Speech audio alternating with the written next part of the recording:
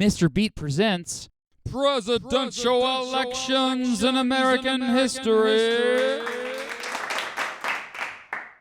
The 8th presidential election in American history took place from Friday, November 1st to Wednesday, December 4th, 1816. Deciding to play it cool like predecessors Jefferson and Washington, Madison decided not to run for a third term. His second term had been heavily influenced by the War of 1812, and he proved to be a solid leader during it. After the war was over, even though the United States hadn't won, Americans still felt pretty good about how they were able to defend themselves against the British, all things considered. It was the beginning of the so-called era of good feelings, and the nationalism that swept the country during that time at least temporarily helped unite it. Simply put, Madison was popular, and James Monroe, Madison's Secretary of State, who now wanted to take Madison's place, was also popular. The Federalists, meanwhile, were not so popular because many of them talked trash about involvement in the war, and especially because some of them even talked trash about seceding from the Union. At the series of meetings known as the Hartford Convention, many Americans turned their backs on the Federalist Party. Ironically, the biggest complaints at the Hartford Convention stemmed from the fact that the federal government was gaining power. In fact, Madison had changed his mind on things when he was president that made him sound more like a traditional Federalist. For example, he began favoring a national bank and protective tariffs. If prominent Democratic Republicans were now acting like Federalists, what was the point of having both parties? The Federalists didn't even officially nominate anyone for president in 1816. With the Federalist Party now pretty much out of the picture, the Democratic Republicans prepared for a landslide victory. Many names popped up other than James Monroe for the nomination. Many wanted House Speaker Henry Clay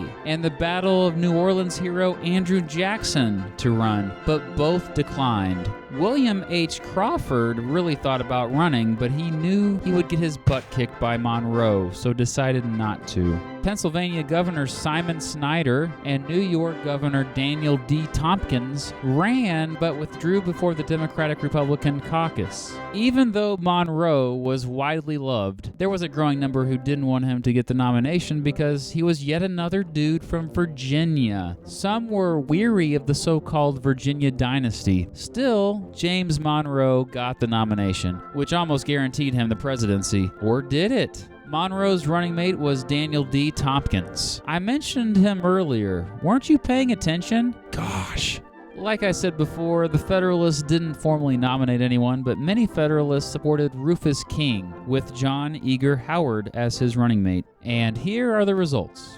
First, there was a bit of conflict. When people voted in November and December, Indiana wasn't officially a state yet, but its citizens wanted their votes to be counted too. Some argue their votes shouldn't be counted as Indiana was still technically a territory during the election period. Long story short, Indiana got its way, and its votes were counted. No surprise here, folks. James Monroe won the election, becoming the 5th president of the United States. Monroe received 183 electoral votes, with Rufus King receiving just 34 electoral votes. Monroe was the second James in a row to win the presidency. In fact, James would prove to be the most popular first name of presidents throughout American history, with 4 more Jameses being elected president as well.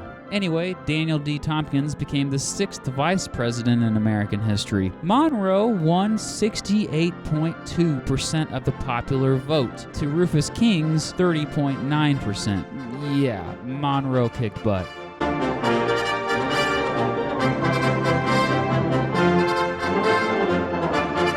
I'll see you for the next election, buddy.